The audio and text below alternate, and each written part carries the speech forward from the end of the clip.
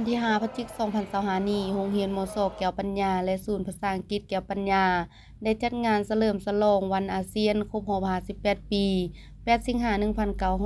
1967 ถึง8สิงหาคม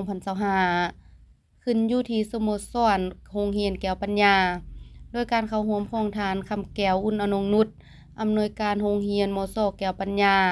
ประธานสภาการค้าและอุตสาหกรรมแขวงหัวพันพร้อมด้วยบรรดาแขกถูกเชิญทั้งภาครัฐและเอกชนครูอาจารย์และน้องหลานนักเรียนแก้วปัญญาเข้าร่วมโรงเรียนม.ส.แก้วปัญญาและศูนย์ภาษาอังกฤษแก้วปัญญาได้เริ่มจัดงานเฉลิมฉลองวันอาเซียนแต่ปี 2011 และได้จัดงานวันครบรอบอาเซียนขึ้นทุกๆปี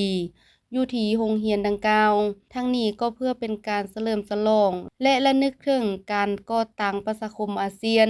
เพื่อเป็นการเพิ่มพูนความรู้และความเข้าใจเกี่ยวกับบทบาทและความสำคัญของประชาคมอาเซียนในภาคพื้นและสากลเป็นการส่งเสริมความร่วมมือด้านการศึกษาและวัฒนธรรม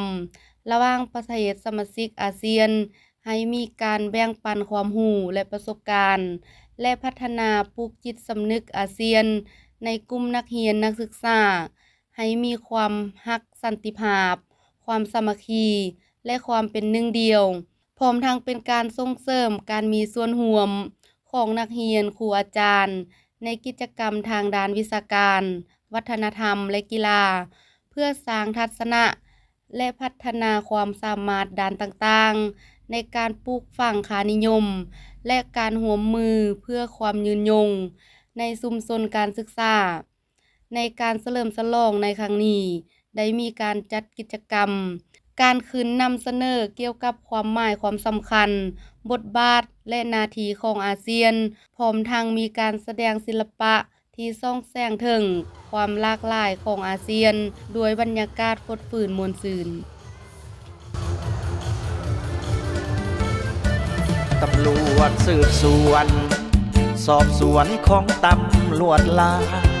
มีบทบาทเลื่อมใสดังดาว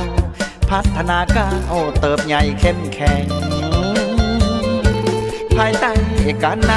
ำคณะพักสีนำเบิ่งแยงอุ้มสู้เป็นพลังแห่ง